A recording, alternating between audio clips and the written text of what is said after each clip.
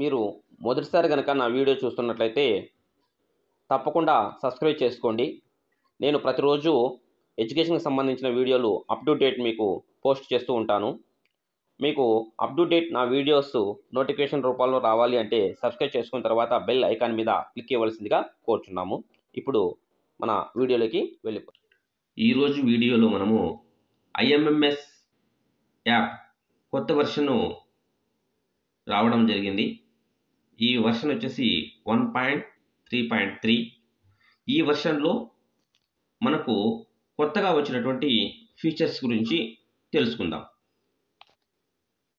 మొదట మనకు మన IMMS యాప్లో యూజర్ నేమ్ పాస్వర్డ్తో ఓపెన్ చేసిన వెంటనే మనకు ఇలా వస్తుంది.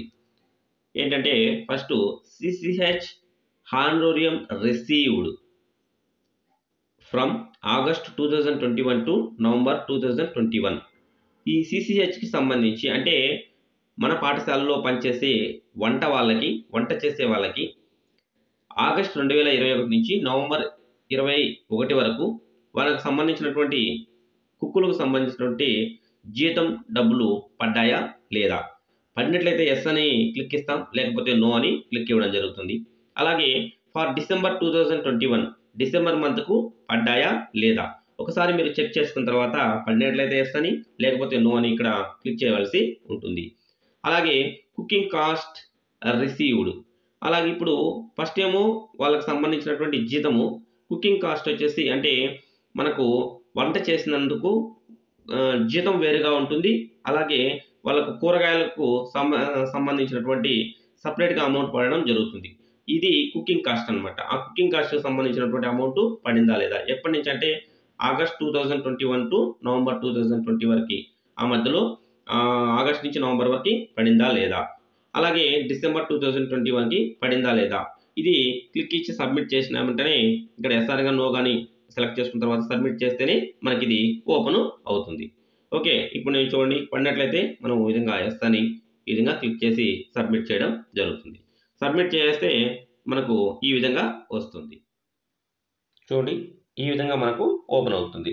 లేకపోతే మనకి అలాగే మనకు పాఠశాల HM లాగిన్ కాకుండా MUO లాగిన్ కనుక ఓపెన్ చేసినట్లయితే MUO లాగిన్లో కూడా ఒక కొత్త ఫీచర్ అనేది యాడ్ చేయడం జరుగుతుంది.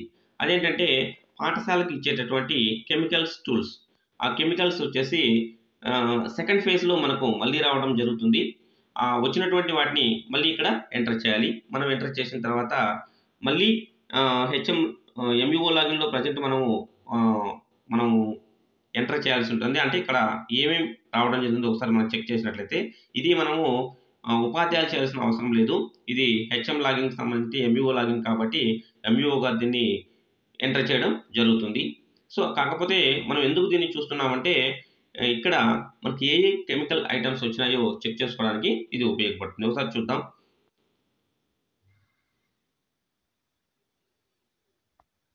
చూడండి ఇక్కడ క్లీనింగ్, ఫస్ట్ది క్లీనింగ్ కెమికల్స్లో ఇవి ఇప్పుడు మనకు వచ్చేటివి ఏంటంటే సెకండ్ ఫేజ్కి సంబంధించి క్లీనింగ్ కెమికల్స్ ఫేజ్ 2లో వచ్చేటివి ఈ డైవర్సిటీ నుంచి ఇంతకుముందు కూడా మనకు వచ్చింటాయి. 5 లీటర్స్ క్యాన్లు వచ్చింటాయి.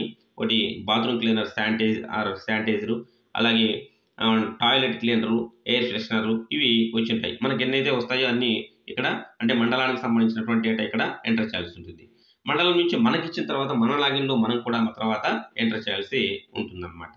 ఆ తర్వాత నెక్స్ట్ వచ్చేసి ఇక్కడ చూడండి క్లీనింగ్ టూల్స్ వచ్చేసి ఆల్రెడీ ఇచ్చేసినాం కాబట్టి ఇవి ముందే ఎంటర్ చేయడం జరిగింది. అంటే ఫస్ట్ ఫేజ్లో ఆల్రెడీ చేసినాం కాబట్టి లేదు. నెక్స్ట్ ఇక్కడ చూడండి మిసెల్నస్ టూల్స్. చూడండి ఈ మిసెల్నస్ టూల్స్ తీసుకున్నట్లయితే ఇవి కూడా నెక్స్ట్ వచ్చేది ఏంటంటే రిఫ్లెక్టివ్ సేఫ్టీ జాకెట్ ఒకటి, అలాగే స్ప్రే బాటిల్ వస్తుంది, అలాగే కాబ్ బ్రూమ్ అనేది వస్తుంది. ఇవన్నీ కూడా మనకి ఇక్కడ రావడం జరుగుతుంది. అంటే ఇవి ఎందుకు చెప్తున్నానంటే ఇవి మామూలుగా MUO లాగిన్లో ఇవ్వడం జరిగింది. ఇవి మనకి ఎందుకు చెప్తున్నామంటే ఇవన్నీ కూడా మన పాఠశాలకు నెక్స్ట్ వస్తాయని ముందుగానే చెప్పడం జరిగింది. మన ఆయాకు సంబంధించినటువంటి రిఫ్లెక్టివ్ సేఫ్టీ జాకెట్ అనేది రావడం జరుగుతుంది. మనకు స్ప్రే బాటిల్ కూడా రావడం అంటే శానిటైజర్ కానీ లేకపోతే కెమికల్స్ అందులో ఉపయోగించే డిస్ప్లే చేసుకోవడానికి ఉపయోగపడుతుంది. అలాగే కాబ్ బ్రూమ్ అంటే ఇది మనకు మామూలుగా రూమ్‌లో బూజు లాంటివి తుడుచుకోవడానికి ఉపయోగిస్తారు కదా! పొడవాటి కట్ట నందుకి పొడవాటి ఒక కట్ట ఉంటుంది. ఆ కట్టెకి పైన బ్రష్ మాదిరి ఉంటుంది. దాన్నొచ్చేసి కావ్య రూమ్ అంటాము. అలాంటివి కూడా మన పాఠశాలకు ఇవ్వడం జరుగుతుంది.